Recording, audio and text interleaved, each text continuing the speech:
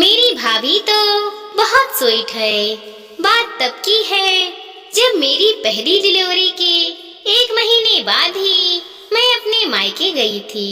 मेरे भैया की तब नई नई शादी हुई थी और मुझे संजोग था कि कहीं जाऊंगी तो भैया भाभी की प्राइवेसी में कुछ खल तो नहीं पड़ेगा।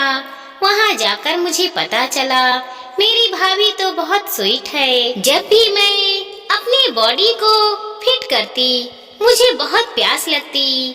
पानी की बोतल पास होती पर वो खत्म हो जाती। मुझे किसी से मांगना अच्छा नहीं लगता, पर मेरी भाभी हर कदम कभी शरबत कभी नींबू पानी बनाकर देती रहती। मेरे मना करने के बाद भी वो नहीं मानती और हमेशा कहती, दीदी मुझे ये करने दीजिए, मैं जानती हूँ इस समय कितनी वीकनेस लगती है। फिर कुछ दिन बाद मेरे हस्बैंड मुझे लेने आने वाले थे। मैं बॉबी के हजारों काम में थकी हारी तो सिंपल ग्राउंड पहनकर बैठी थी। मेरी भाभी मेरे पास आई, दीदी आज जीजा जी आ रहे हैं, चलिए आपको तैयार कर दूं। अरे नहीं, आई एम ओके। मैंने टालना चाहा पर मेरी भाभी कहाँ सुनने वाली थी। उन्होंने मुझे बहुत अच्छे से तैयार किया, साड़ी पहनाई, मेकअप किया। आईने में खुद को देखकर मुझे ही विश्वास नहीं हो रहा था ये मैं हूँ। हस्बैंड भी बहुत खुश थे। दरअसल पहले प्रेगनेंसी, फिर डिलीवरी और घर में सास ससुर सबके होते। जिम्मेदारी तले मैं सब कुछ भूल ही बैठी थी, पर मेरी भाभी ने मुझे सब कुछ सिखाया।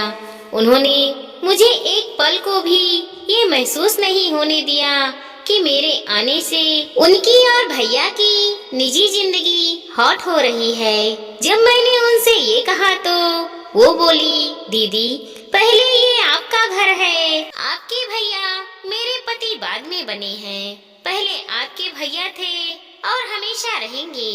और ये मुझे उन्होंने ही कहा है कि मेरी बहन को ये घर कभी पराया नहीं लगना चाहिए। मैं भावविहल होकर भाभी से लिपट गई। वाकई में ये सीख मुझे मेरी माँ ने नहीं दी थी, जो मैंने अपने ससुराल में अपनी 4 नंदों के साथ निभाती चली आ रही हूँ। वो सब मुझसे काफी बड़े हैं, पर उनसे मैंने बहुत कुछ सीखा है।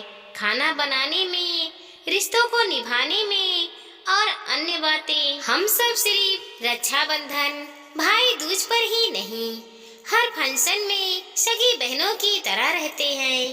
ताली कभी एक हाथ से नहीं बजती। इसी तरह हैप्पी रिलेशनशिप के लिए दोनों पक्ष को ही समझदार होना जरूरी है। मैं भाग्यशाली हूँ कि मुझे भाभी भी अच्छी मिली और नंद भी। मायके का ठाठार, मायके के लाड लाडवन की वापसी। आने वाले दिन ऋतु सुंदर सी साड़ी, बिंदी, सिंदूर और एक लिफाफा लेकर आई। ये भी रख लीजिए दीदी। नहीं नहीं, इसकी क्या जरूरत है ऋतु? क्यों नहीं दीदी, अगर माँ जी होती आपको ये देती ना, फिर भी आप मना करती क्या? ये तो आपका हक है, तो ये हक से लीजिए दीदी।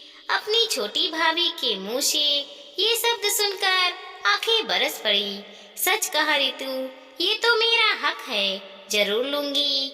और दोनों नंद भाभी गले से लगकर रो पड़े। हमें देख बीनू की आंखें भी भर आई। मुझे पता है दीदी, इतनी बार बुलाने पर आप क्यों नहीं आती थी, लेकिन दीदी सारी भाभियाँ एक जैसी नहीं होती। आपका मायका हमेशा बना रहेगा, ये मेरा वादा है। दोस्तों, हमारी इस छोटी सी कहानी को लाइक करें, शेयर करें और सब्सक्राइब करें। साथ ही साथ मिलते हैं अगले वीडियो के साथ। तब तक के लिए धन्यवाद दोस्तों।